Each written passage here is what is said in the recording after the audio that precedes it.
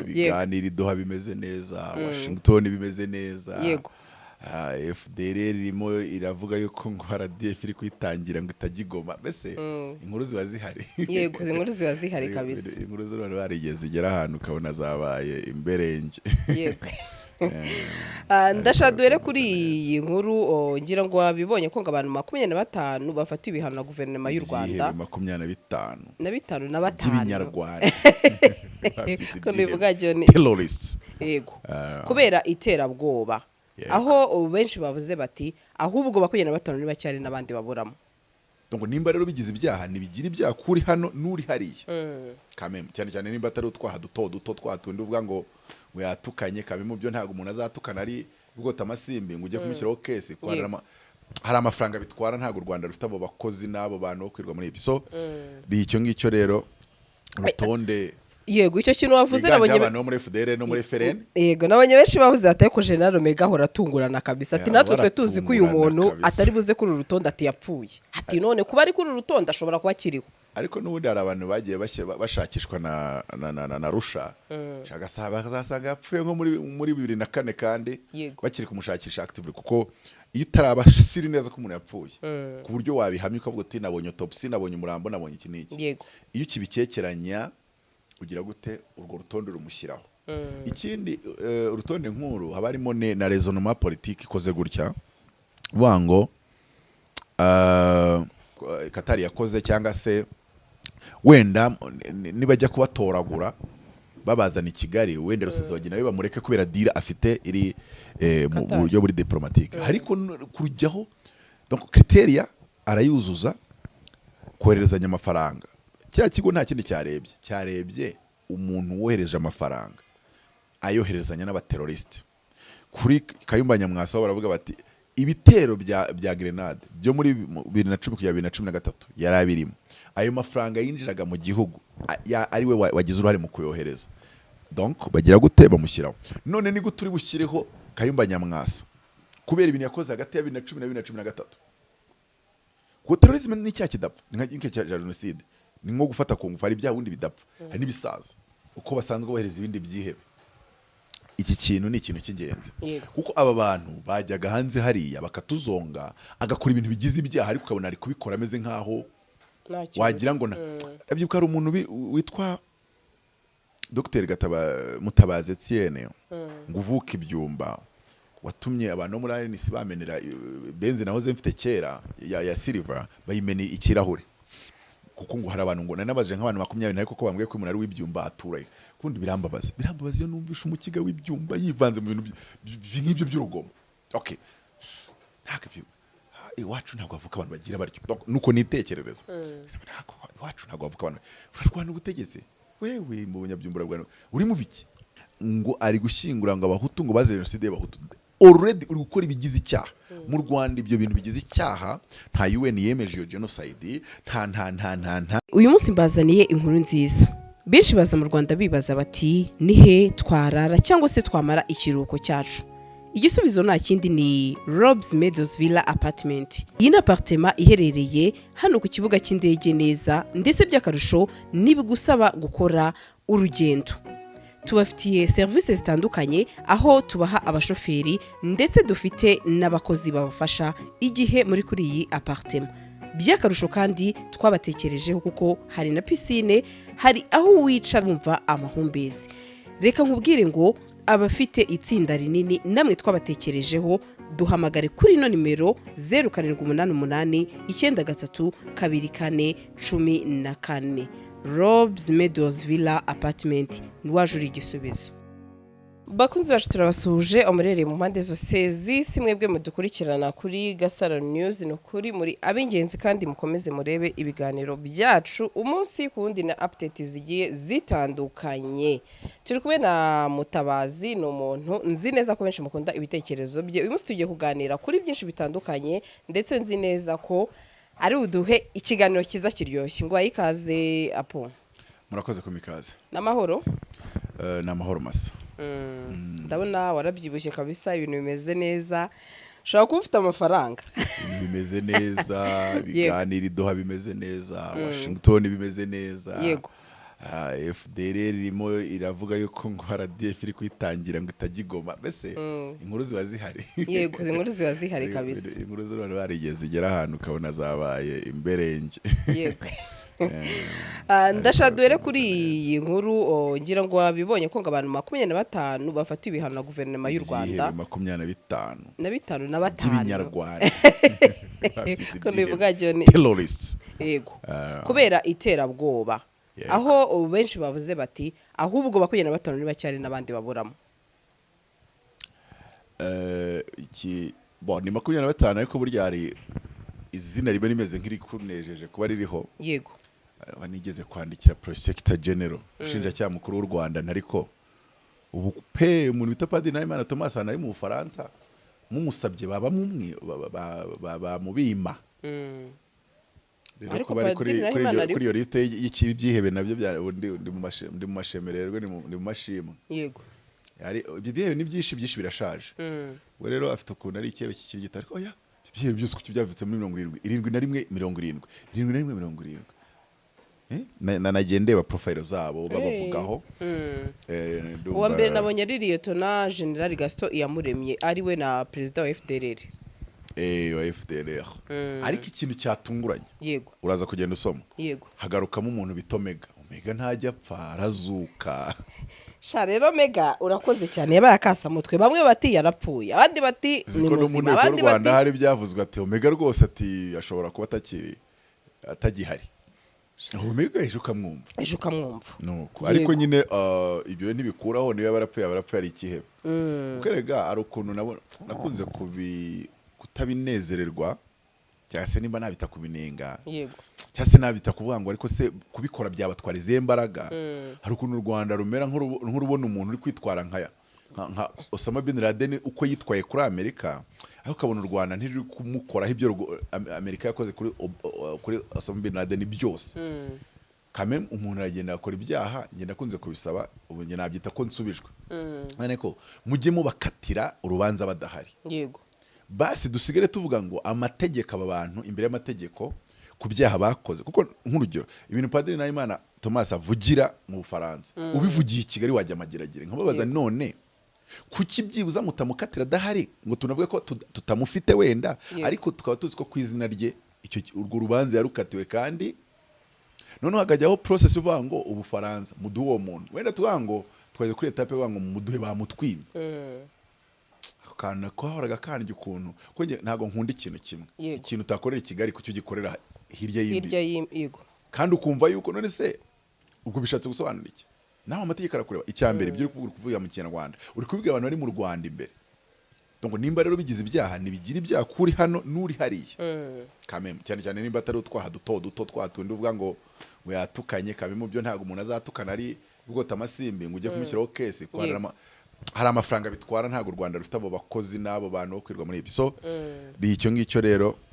rutonde yego icyo kintu wavuze nabonye abantu muri FDR no muri FRN yego nabonye benshi bavuze ati ko General Omega ahora tungurana kabisa ati natwe twe tuzi ko uyu muntu atari buze kuri urutonde ati yapfuye ati none kuba ari kuri urutonde ashobora kuba kiriho ariko n'ubundi hari abantu bagiye bashakishwa na Rusha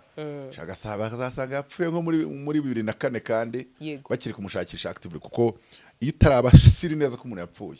ku buryo wabihamya ukavuga uti nabonye autopsy nabonye umurambo nabonye iki n'iki iyo kibikekeranya ugira gute urwo rutonde rumushyiraho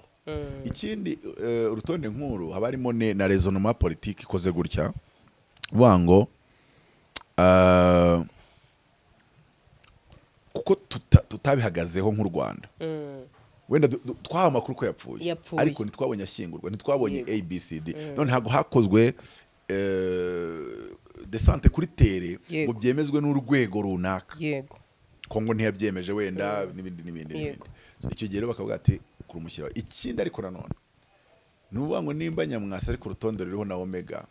ufite ubusobanuro nimba Padiri Nahimana Thomas ari ku rutonde ruriho na Omega ikindi kintu abantu nabonye abantu wenda urabizi ko mu Rwanda haba ari abantu bavuga ati twebwe twibereye hanze kandi ntitujye imbizi n'ubuyobozi buriho ariko ibyo bari kwivugisha byose njya mvuga ngo nimba unarwanya umuntu hari ahantu ugomba kutarenga nkubeshye burya ngo nuwanga urukwavu avuga ko ruzi kwiruka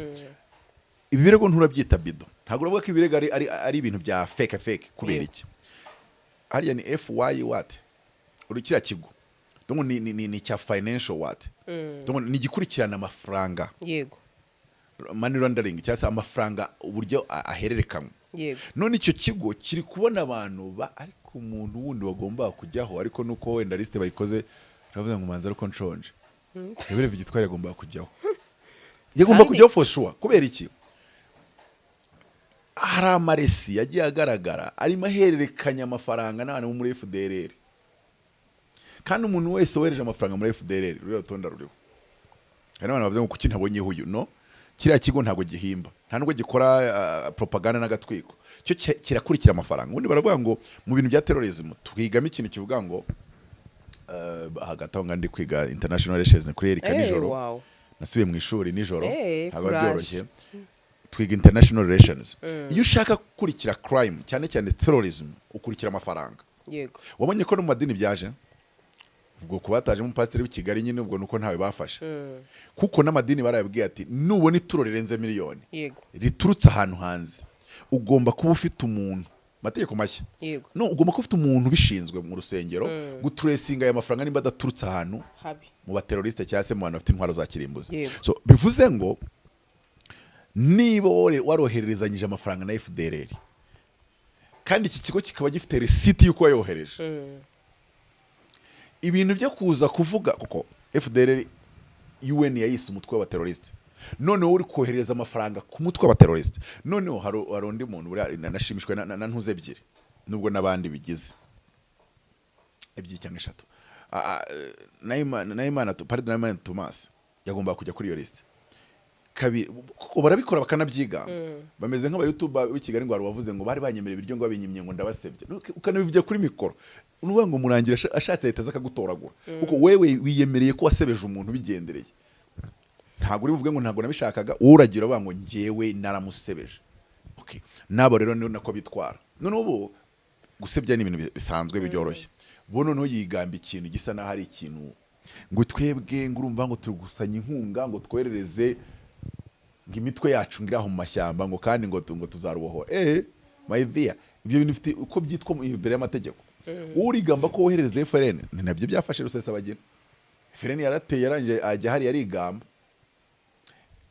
umunyamakuru aza kumubaza nakaza gutera urwenya avuga ngo umunya Israel ngo ndi muri Israel ngo ndi mu kiganiro ngo haza abahungu b'i Kigali ngo baranje baraza ngo barambaza ngo wowe ngo wohereza imyenda ngo nyine ngarahaguruka ngo ari interruptinga ngaravuga ngo wohereje imyenda FDLR uyigurira imyenda uyigurira n'ibiki ahubwo Rusesabagina kuki atariho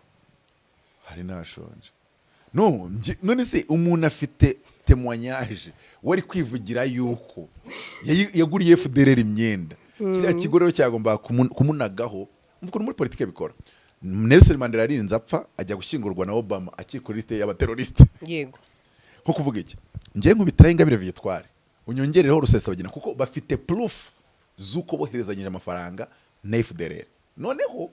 na za P5 zose none gisigara wenda nimba Rusesabagina yakoze deal ye yakoze agaca muri Qatar ariko ikube kuri iyo liste ayicayeho byo yayicareho ntacyo ubwo nyine na deal biri ku ruhande ko ni deal diplomatique nta kandi deal diplomatique iyo umuntu ari gukora iriya liste akurikiza ibimenyetso we ntago ari muri diplomasi ntago azi deal wakoranye na Qatar waragushyira kuri liste noneho wenda uyikurweho na deal Qatar yakoze cyangwa se wenda nibajya kubatoragura babazana i Kigali wenda Rusesabagina bamureke kubera deal afite iri mu buryo buri diplomatique ariko kurujyaho donc criteria arayuzuza koherezanya amafaranga cya kigo nta kindi cyarebye umuntu wohereje amafaranga ayoherezanya n'abateroriste kuri Kayumba Nyamwasa baravuga bati ibitero bya grenade byo muri 2010 kugera 2013 yarabirimo ayo mafaranga yinjiraga mu gihugu ari we wagize uruhare mu kuyohereza donc bagira gute bamushyiraho none ni guturi bushyireho Kayumba Nyamwasa kubera ibintu yakoze hagati ya 2010 na 2013 ko terrorism ni cya kidapfa ni nka cya genocide ni nko gufata ku ngufu ari bya bundi bidapfa hari nibisaza none Ingabire Victoire ayihushije ate kuko ndabizi njyaburana bagaragaje receipt y'uburyo yagiye yohereza amafaranga muri FDLR no amafotokopi screenshot donc ibintu udashobora kugira gute gukwepa ngo sinabikoze ngo sibyo you sent the money there wenda ukiri hanze utaraza kwiyamamaza wagiye wohererezanya na FDLR amafaranga receipt ngizi ntabwo yigeze aburana ngo avuge ngo izo receipt ni impimbano. So rero urwo rutonde ruzaho n'uwitwa Christine Coleman we rero impamba njya mu mutwe ntago ari uko Christine Coleman ariho yanakoze ikiganiro yigamba ngo ubungubu kuva ndiho ngo ngiye kureba Marco Rubio ngo ndebe Trump. Umugore buriya mu mutwe aruze seriously kuko hari umuntu babanga ngazaye kureba Trump uro muri burinde wowe unyenza ariho ndabizi kariho Christine Coleman wizera ariho ubarizwa muri Denver kuko urabona umuntu ari kwiye muri Colorado Denver ari kwiyita ngo ni umupasiteri kazi nunaho Imana ati ndi umupadiri durumva ari gutukisha izina ry'Imana gutukisha abitwakoze b'Imana twakoze b'Imana ntago dukora ibyo bintu mukora noneho mukigira n'ibyihebe noneho Christine Coleman we rero ashobora no kubwira ko FRN ayifitemo imigabane akabivugira kuri mikoro kandi ni umutwe w'abateroriste warasha abantu Nyamimata ariko ari kwirwa abisakuza. Ibyo kuba ari mubi kwisura byo n'uburenganzira bwe ntibyanabujije umuzungu kumushaka aho sinjyayo burya sinjya nkunda kwataka abantu kuri privacy zabo ariko she looks ugly icyo cyo nacyo nukuri Giye kubanza gusoma abantu 25 sibyo yego ati abantu 25 bashyizwe ku rutonde rw'ibihano n'ikigo gishinzwe ubutasi mu by'imari FIC kubera ibikorwa by'iterabwoba no gutera inkunga imitwe y'inyeshyamba abo bantu ni Lieutenant General Gaston Iyamuremye Perezida wa FDLR, kabiri Major General Pacifique Naunguka umuyobozi wa FDLR Foka, gatatu Colonel Sylvestre Sebahinzi umukangurambaga ukomeye FDLR, kane Major Alphonse Munyarugendo umuhuza wa FDLR mu karere ka Sadek, gatanu Faustin Ntirikina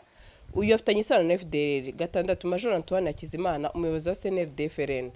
karindwi Eric Munyemana Vice President wa FRN, umunani Dr Inosabiruka cyose biruka sinzi umunyamabanga mukuru wa CNRD FRN, icyenda Faustin Kayumba Nyamwasa umwe mu bashinze RNC, icumi Dr Emmanuel Hakizimana umwe mu bashinze RNC MRCD, 11 Abdul Karim Ali Nyarwaya umutwe P5, 12 Major Robert Higiro umutwe P5, 13 Frank Ntwari umuhuza bikorwa wa RNC muri Afrika y'Amajyepfo, 14 Inyasi Rusagara umuvugizi wa RNC P5, 15 Jean Paul Tureshimiye wari wanamwibagiwe umwe mu bashinze RNC, 13 Gaspard Musabyimana umucuruzi ushyigikira FDLR, umucuruzi ushyigikira FDLR. Musabyimana Gaspard ngo ni umucuruzi narinzi ko ari umuntu wikorera amakarito hariya ngo ni umucuruzi. 17 Placide Kayumba yafitanye isano na FDLR P5, 18 Auguste Munyaneza umunyamuryango wa FEDU inkingi ashyigikira FDLR Foka na P5. Musabyimana yari afite imigabane no yari chief editor wa RTRM. Noneho rero RTRM yarayifashe ayihindura izina ryita FDU inkingi. 19 Michel Niyibizi ushyigikira ibikorwa bya FDLR Foka na P5, 20 Jonathan Musonera akusanya inkunga ya New RNC, 21 Theogene Rudasingwa umwe mu bashinze RNC, 22 Major Jacques Kanyamibwa FDLR akusanya inkunga y'iterabwoba, 23 Thomas Nahimana perezida w'ishyaka Ishema, 24 Christine Coleman Wizera ubarizwa muri Denver ashyigikira FRN, 25 Sylvestre Ndwayezu KJ3 guhuza ibikorwa bya P5 na Rudrunana. Yegufika ivuga ko ibihano birimo gufunga imitungo yabo, kubabuza ibikorwa by'imari no gukumira ibikorwa byose bishobora guteza iterabwoba. Ngayo nguko Gaspard Musabyimana arashaje ego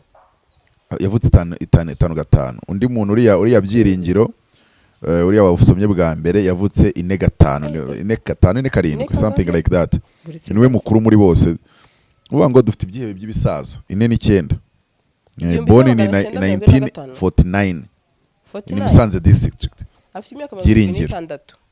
49 yego si igihumbi 1949 49 ubwo muri 50 yaba afite imyaka 75 afite 76 yego Gaspard wo muri 55 iki kihebe cy'iki genocide ariko da Gaspard we yari chief editor muri RTRM ntago twavuga yuko bitangirira ku bwihebe gusa 55 ubwo nubango ni imyaka 70 yuzuye ako ni nabakuru Gaspari nabonaga afite nk'imyaka 55 60. Yego. Umuntu arinda agira imyaka 70 akibiba urwango. Shani bakuru pe. Ikibi n'ikindi Gaspari buri munsi akora ikiganiro kimwe cya bibiri. Umuntu w'umucuruzi abona umwanya w'ibyo ngibyo. Hari ibintu ureba ukavuga uti ariko nta bashumba batabasanga wenda ari nk'umushumba w'imitungo ya Kabugare n'abandi kuko urumva iyo umuntu yahoze ari wari kurera iteremu ari igihe bamushinga imitungo kuko avuga ati wenda imitungo inyanditseho nitwa kanaka byagira ingaruka donc asanga babashumbiye abandi bagome. Rero aka kantu nge nagakunze rwose kuko nk'ubu ngubu perezida wacu ashobora ko ari kwiganira na Makoro akavuga ati ariko hari ibyehe bitatu byasohotse ku rutonde rwo kugira gutya ati liste ndayiha abahungu bawe bazabanzaniye i Kigali. Yego. Rwose bazaba bazirikanye neza bahambire bashyira mu gakontineri uko basanzwe bohereza ibindi byihebe. Iki kintu ni ikintu cy'ingenzi kuko aba bantu bajyaga hanze hariya bakatuzonga agakora ibintu bigize ibyaha ariko ukabona ari kubikora ameze nkaho wagira ngo abyuka ari umuntu witwa Dr. Mutabazi Etienne ngo uvuka ibyumba watumye abantu bo muri RNC bamenera benzi nahoze mfite kera ya silver bayimeni ikirahure kuko ngo hari abantu ngo nanabaje nk'abantu 20 ariko ko bambwiye ko umuntu ari w'ibyumba aturaye kundi birambabaza iyo numvisha umukiga w'ibyumba yivanze mu bintu nk'ibyo by'urugomo. Okay, ntabwo iwacu ntabwo avuka abantu bagira baryo nuko nitekerereza iwacu ntabwo avuka abantu urarwana ubutegetsi wewe mu banyabyumbura bwa uri mu biki ariko nabonye bari kumubaza ibintu byo vuga ngo ase n'uwapuye teorizo vuga ngo genocide zabaye ebyiri arabikwepa ndavuga ni umuntu muri RNC president wa RNC ko niwe baramusimbuje ariko icyo gihe ari president wa RNC ariko ubu buryo ari gukwepa ibintu byo kuvuga ati nge ndavuga ibiri mu raporo atandukanye ariko nge ntabyo nemeza hano like ukabona afitemo yego afite ubwo bugome ariko afite n'inyarigenge ryo gukwepa ikintu yavuga kigize icyaha. Yego. Aho niho bizakwerekera ko byibuze umuntu yagiye mu ishuri nubwo afite ubugome mu mutwe we. None abangaba bo aragenda bakora Imana Nahimana yafasha abantu abashyingura kuri YouTube. Mu gihe tarinjira mu buryo bya byo bintu bigize ibyaha ngo ari gushyingura ngo abahutu ngo baze genocide y'abahutu. Already uri gukora ibigize icyaha. Mu Rwanda ibyo bintu bigize icyaha nta UN yemeje iyo genocide nta senya ubumwe bw'abanyarwanda intambwe aho twari tugeze uri gushaka kwikoma mu nkoko ukoresha ibinyoma ibyo bintu akabikora ari akavuga ngo nta wanshyikira. Ejo kandi akazakubwira ngo nashatse kuza mu Rwanda kwiyamaza ngo barambuza umuntu wakoze ibyaha ashatse kuza twamubuza ko twategereza ku kibuga cy'indege. Si umuntu bita Pastor Shadrack kono nari muraririye shangazi Kanombe nari kubyuka yarubika aho yari kwagirana ariko mpari umunsi yategerejwe ro yatangaje ngari buzire Kigali ngo kwiyamamaza muri ari matora 2024 ahita ajya kuri YouTube akora ikiganiro ngo yabonye ngo menace ngo zimugaragariza ko ageze Kigali ngo yibya baba ari mu mitwe nkubona Imana we uretse no kuba terroriste n'umu escroc. None ikintu gitangaza kugira ngo ubone ko umuntu afite urwango biba ari ibibazo yescroc abantu white on black bigaragara ko ari muri escroquerie akabakuramo amafaranga ejo akababwira ngo bagiye gukora convention ngo ni muri Ottawa ejo akavuga ngo bagiye ni muri Mozambique n'ibindi bisa n'ibyo ngibyo ariko ukabona ko ari kugenda bibudufaranga ikindi bashaka views. Emba ari ikintu cyantangaje ni ukuvuga ko ushaka ngo gufata igihugu ariko nkabona mu micurize ya views urusha Gasaro cyangwa n'abandi babigize umwuga bo batavuga ngo bashaka igihugu uko ushaka igihugu views gute. Ndagwa nk'urugero president agira YouTube channel ariko sindabona kubwira abantu ati munkorere subscribe kandi mukande kuri share na link kubera iki we n'umuyobozi w'igihugu ucishaho ibintu n'ubundi akoze biro official nta na rimwe aratugaragariza ko ari guhiga views cyangwa ashaka kuzishyuza. Jean Paul n'ujya avuga ngo iyi video nyikoresheje ngo terms and condition ngo za monetization ngo murabizi ngo kumbi donc viewers uri muri business ya views uri muri liberation cyangwa ibindi bintu donc things like that. So iki gikorwa nge nabonye ko ari igikorwa cy'ingenzi kuko iyo abantu bari kuri liste y'abateroriste Kisekedi we yamenyereye yuko abari kuri stade terroriste akorana nabo arabashyira mu gisirikare bagakorana everything ariko uwo muntu uri yo mu France uri muri Denver uri hehe Miami n'abandi nk'abo barusagara agafata umuntu ukorana wiswe na UN kari terrorist akamwereza amafaranga just akabifata nkaho ari gukora ibintu biri legitimate yemerewe ntukibaza harya muba muyihese ntagaruka ibintu bibi ntagaruka n'u Rwanda rwagize FDLR aba terrorist no ariko murakorana nabo you praise them mwirwa mwashimagiza nta na rimwe wenda mujya muvuga muti FDLR y'aba terroriste kuko ni UN ni guturi gusuzugura ibintu bya UN kandi ejo mu gitondo ukumva ngo uri guhamagarira UN wenda uyirega h'u Rwanda ngo yarwagize uko none se uyo UN uregera na UN usuzugura cyangwa se ukorana nawe yisaba terroriste ibyo bintu bikora biti ugabona ko nyine cyari ikintu cyari gikenewe izi modoka zuzuye imihanda habamo iyawe ikibazo niye hize uzayigurira